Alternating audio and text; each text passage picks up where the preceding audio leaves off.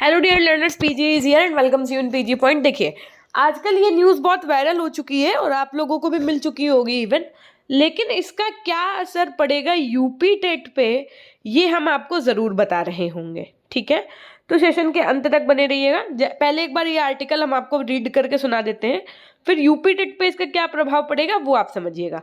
C TET में BEd वालों के परिणाम जारी करने पर रोक।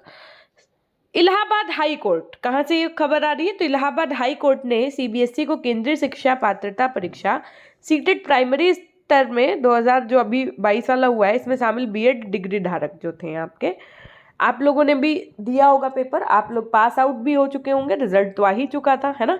इनके परिणाम जारी करने पर रोक लगा दी। मैम, जब रिजल्ट जारी हो चुका है तो परिणाम कहाँ आने पर रोक लगा दी है?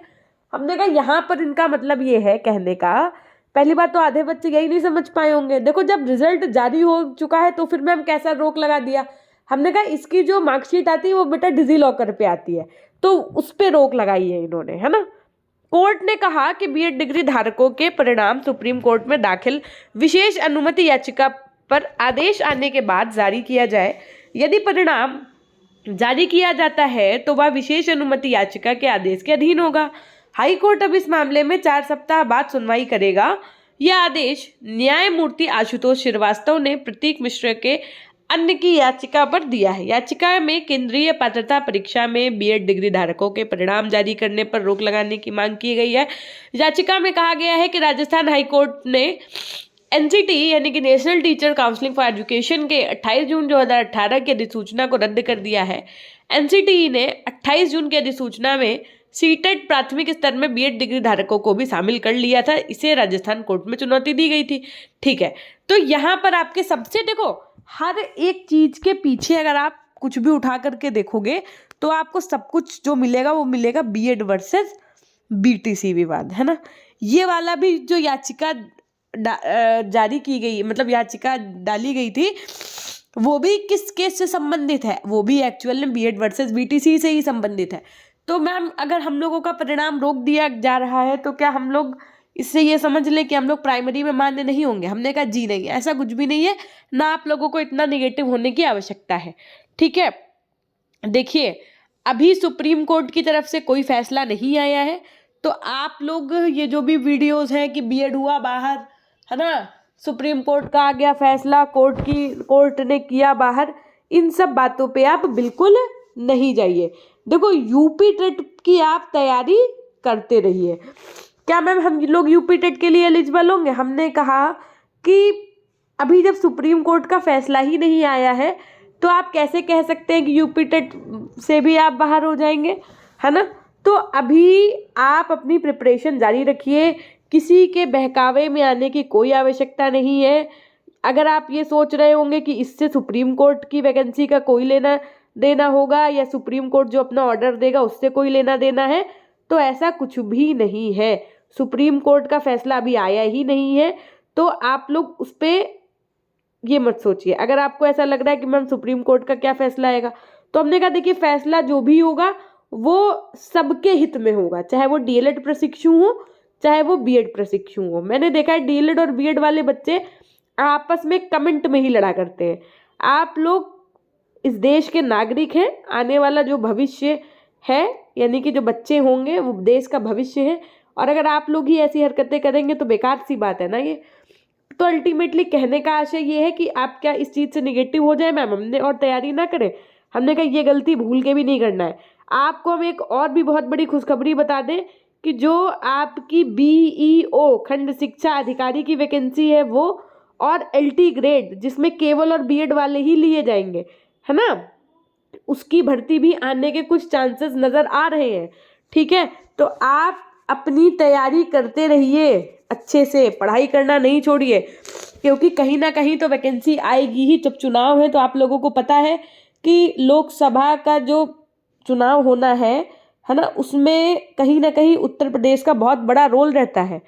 तो वैकेंसी तो आनी ही है, अब किस उसमें आनी है ये तो मैं नहीं बता सकती आपको एग्जैक्टली, लेकिन आप अपनी तैयारी करते रहिए। चाहे कुछ सब्जेक्ट तो उत्तर प्रदेश की वैकेंसी में कॉमन होते हैं, जैसे चाहे वो कोई भी वैकेंसी हो, हिंदी तो सब में कॉमन होती है, ठीक, मैथ्स तो सब में कॉमन होती है, ठीक, हिंदी और मैथ्स तो बेसिक तैयारी ही करते रहो, ये नहीं कि वैकेंसी का जब नोटिफिकेशन आए तब के सहारे बैठो, ऐसा आपको नहीं करना है। अगर आप भी देने जा रहे हैं यूपी टेट का एग्जाम तो चक्षु पब्लिकेशन की one of the best book आपके सामने है। ये हम सबसे पहले प्राइमरी लेवल के लिए बात कर रहे होंगे, जो इनकी स्टडी गाइड बुक आती है, लिंक डिस्क्रिप्शन बॉक्स में मिल जाएगा, आप वहाँ से भी ले सकते हैं। मार्केट में भी चक्षु पब्लिकेशन के नाम से ये अवेलेबल है, आप वहाँ से भी ले सकते हैं। साथ में इस पुस्तक के अंतर्गत आपको पेपर 1 जो आपका कक्षा 1 से 5 के लिए होता है, उससे संबंधित 3000 से ज़्यादा अध्यायवार यानी कि लेसन वाइज इंपॉर्टेंट क्वेश्चन मिलेंगे व्याख्यात्मक हल के साथ में, जो इस पुस्तक की खासियत है। इसके साथ में 4 सॉल्व पेपर्स साथ में विश्लेषण चार्ट के साथ में मिलेंगे। आइए हम एक एक करके आपको सब चीज़ें विस्तार पूर्वक दिखा देते हैं। जैसा कि आप यहाँ पर देख पा रहे हैं कि सबसे पहले इन्होंने जो आपका लेटेस्ट सिलेबस है उसी के अकॉर्डिंग पूरी बुक को डिज़ाइन किया है। कौन से चैप्टर से कितने क्वेश्चन किस साल बने थे, इसी को हम कहते हैं विश्लेषण चार्ट, जिसको इन्होंने हर एक सब्जेक्ट वाइज दिखाया है। उसके बाद में सबसे पहले जब आप इस बुक को खोलेंगे तो आपको यूपी टेट के हल प्रश्न पत्र मिलेंगे। इसके साथ में जो भी हल होगा वो व्याख्यात्मक होगा, यानी कि प्रश्न 1 का आंसर ए है तो वो ए क्यों है ये तक बताया गया है।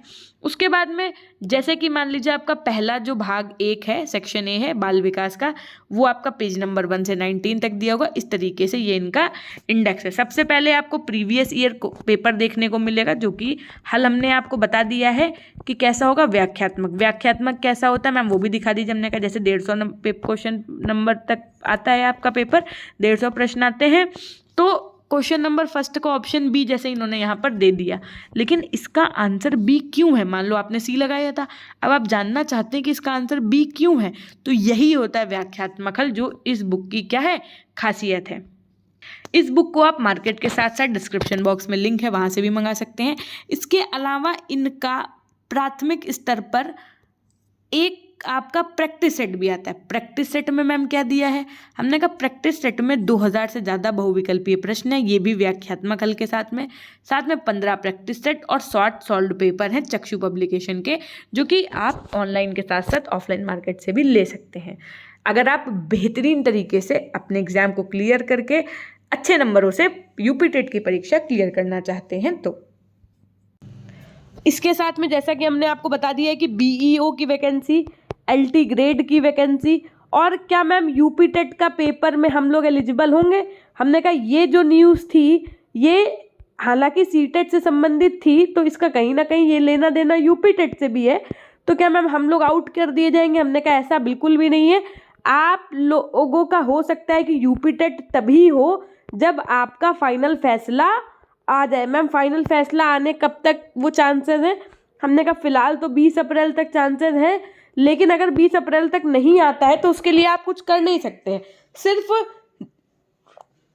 माननीय सुप्रीम कोर्ट से ये रिक्वेस्ट की जा सकती है, राज्य सरकारें सिर्फ ये रिक्वेस्ट कर सकती हैं कि आप अपना बीएड वर्सेस बीटीसी वाला फैसला जल्द सुना दीजिए, ताकि हम अपने राज्यों में एक व्यवस्था पूर्वक तरीके से वैकेंसी को फुलफिल करवा सकें।